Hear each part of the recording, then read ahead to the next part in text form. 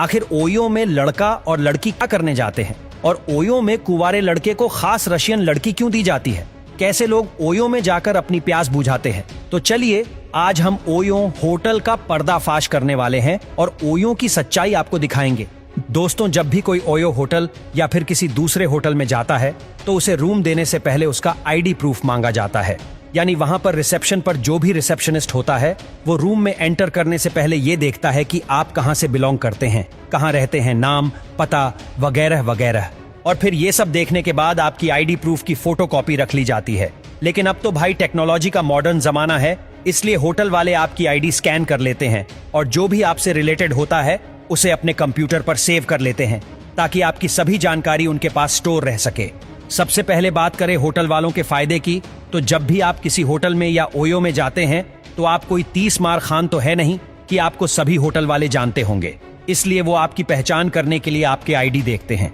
क्योंकि क्या पता आप इस होटल में कुछ क्राइम करके छुपने के लिए आए हो, या फिर होटल में रहकर किसी खुफिया प्लान को अंजाम देने की साजिश रच रहे हो, या फिर आप किसी अंडरवर्ल्ड गैंग के साथ मिले हुए हो। ऐसे में अगर वो आपकी आईडी नहीं लेते हैं तो टाइम आने पर वो पुलिस को आपके बारे में कुछ भी जानकारी नहीं दे सकते हैं। इसलिए इन सब दुर्घटनाओं से बचने के लिए न सिर्फ ओयो बल्कि हर एक होटल में आईडी ली जाती है, ताकि उन्हें भी खबर रह सके कि जिसको भी उन्होंने अपने होटल रहने के लिए दिया है वो कौन है और कहां से आया है। इस डेटा में आपका नाम से लेकर आपका एड्रेस, यहाँ तक कि आप होटल में किस तारीख को आए, कितने दिन ठहरे और कब आए, यह सब जानकारी स्टोर होती है, जो कि उनके लिए तो जरूरी है ही, साथ ही आपके लिए भी काफी इंपॉर्टेंट है। लेकिन कुछ लोग अपना दिमाग चलाते हैं और होटल में पहुंच जाते हैं जहां आईडी सबमिट नहीं की जाती, और इसी बात का फायदा उठाकर वो होटल में रुक जाते हैं। आगे चलकर यही फायदेमंद सोच उन पर भारी पड़ जाती है, क्योंकि मान लीजिए कि आपने जो होटल में खाना खाया था उसमें कुछ गड़बड़ थी जिससे आपकी तबीयत खराब हो जाती है, या फिर होटल वाले आपके किसी दुश्मन के साथ मिलकर पैसे के लालच में आपके खाने में कुछ मिलाकर आपको दे देते हैं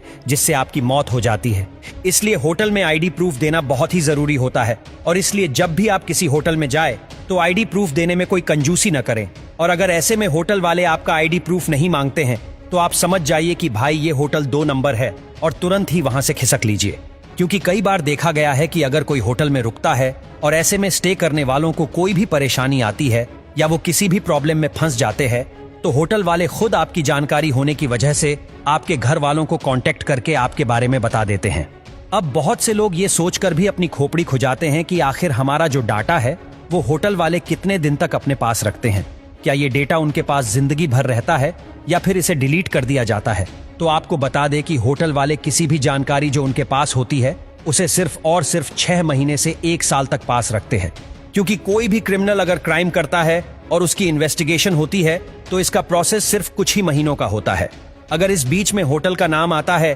तो भी सिर्फ 6 महीने के अंदर ही उससे पूछताछ होती है। इसलिए होटल वाले भी 1 साल तक ही डेटा स्टोर करके अपने पास रखते हैं और फिर उसे डिलीट कर देते हैं।